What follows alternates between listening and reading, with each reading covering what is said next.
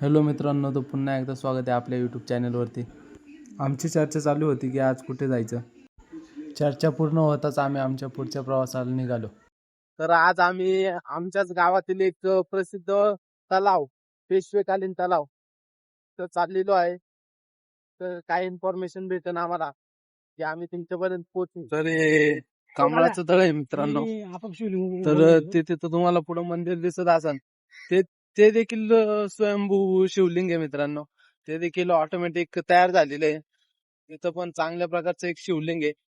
तर फायनली आम्ही इथं करंजगाव येथील प्रसिद्ध असलेले पेशवेकालीन तलाव इथं पोहोचलेलो आहेत. हे एक प्राचीन तलाव आहे मित्रांनो. तर तुम्ही पुढे जाऊन बघू शकताय. खूप सुंदर आहे. तर ह्याचा जास्त वापर नसल्या कारणानं पाणी खराब झालेलं आहे मित्रांनो. तर इथं सर्व मध्ये एक तुम्हाला खांब दिसत असन. तर ह्या तलावाच्या आतमध्ये तर हे मंदिर आहे मित्रांनो. शिव मंदिर आहे हे पण. बघू शकताय तुम्ही. अजय काय सांगू शकतो या मंदिराबद्दल? काय तलावाबद्दल दोन शब्द काय? हे पेशवेकालीन तलाव आहे मित्रांनो. या तलावात आम्ही बारीक असल्यापासून शाळेत यायचं ना, तेव्हा आम्हाला खूप माहिती द्यायचे इथले गावकरी. तेव्हा ते शाळेत असताना आम्हाला सांगितलं जायचं की हे पेशवेकालीन तलाव आहे. इथं पेशवे जी होती ना पहिली, ती त्यांच्या पाणी पिण्यासाठी हे पाणी वापरत होते. या पाण्याच्या मधोमधी 7 विहिरी आहे. खोलदर अशा विहिरी आहे आणि खूप खोल तळ आहे. या तळ्यात देखील आहे ना, पहिले मुलं आहे ना, आता सध्या पोत वगैरे कोणी नसेल, कारण की पाणी खूप घाण दूषित असं दिसतंय. कारण की इथल्या गावकऱ्यांना विनंती की तळ स्वच्छ ठेवीत जा, कारण की तळ ऐतिहासिक तळ आहे. इथं पेशवेकालीन तळ होतं हे आपल्याला माहिती आहे मित्रांनो. पण इथं आपणच स्वच्छता राखली पाहिजे आणि आपल्या गावची अशी वेगवेगळी हिस्ट्री आपल्याला चॅनलद्वारे आपण पोहोचवायचा प्रयत्न करतो. आम्ही तेच बघू शोधतोय. शकता आहे आजय का काय? सांगितल्याप्रमाणे. तर असा इतिहास आहे मित्रांनो. पेशवेकालीन तलय म्हणल्यावर जुनं तर असणारच खूप. तर त्यात हिस्ट्री सुद्धा चांगली आहे. तर आपल्याला इथं कोणी सांगण्यासारखं नाहीये इथं जुना कोणी. तर ट्राय करू आपण. बघू जाताना कुणाला तरी विचारू गावात. आपल्याला दिसलं तर त्यांच्याकडून माहिती घेऊ. पण तुम्ही बघू शकता चांगल्या प्रकारे खूप मोठं तळ आहे. तर पाणी खूप दूषित झालेलं आहे. शेतीसाठी लोक वापरत आहेत हे पाणी. माहिती ते पेशवेकालीन नाही ह्याच्यावर फुलाचं सगळं त्याच्यावर सगळे फुलं होती. म्हटलं का फुलाची झाडं पाहिजे तेवढी. हे एक पेशवेकालीन म्हणून तिकडं केरबंदी म्हणून एक आहे. ती खोल आहे बघ. हे 2 कामं पेशवेकालीन त्या गावामध्ये आहे. मग पिण्यासाठी होती. मग आता तिच्या गुरांना सुद्धा पाणी प्यायला नाही. एवढं विचित्र झाले. हा, हे गाव म्हणजे जुनं गाव आहे. म्हटलं का हे गाव नंतर झाले. हे मुख्य गाव होतं पहिले. म्हटलं का हे मुख्य गाव होतं. उच्च हनुमंता मंदिरापाशी होत आहे. नंतर तिकडे झालेलं आहे. खाली ते मंदिर आहे. तिथं रंगाच्या विहिरी होत्या. पण त्या आपल्या होळीच्या पौर्णिमेच्या रंग आता फेकणे नाही.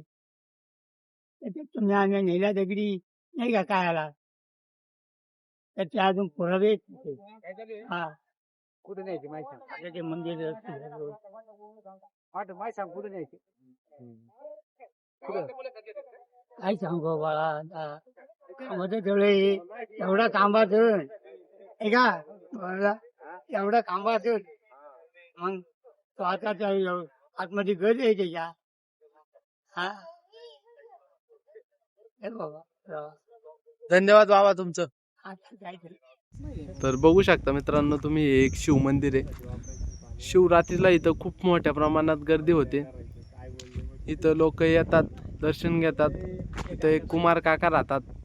तर ते तिथं घोडे पेशव्यांच्या काळात धुण्यासाठी तिथं असं खांब रवलेले होते पूर्वी. मला आठवत नाही पण त्याला दगडाला बोळ आहे. तिथे ते एक फांदी पडली होती, एक पश्चिमेच्या बाजूची. ती गिरजाबाई कर्वे त्याने ती बांधली. त्याचं नाव होतं कर्वेंचं. आणि मग ते तळ तयार झालं त्यावेळेपासून. पाण्याला कायम झरा आहे तिथे.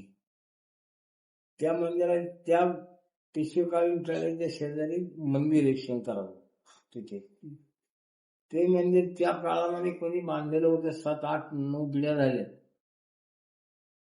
ते मंदिर एका रात्रीत तयार केलेलं आहे हे.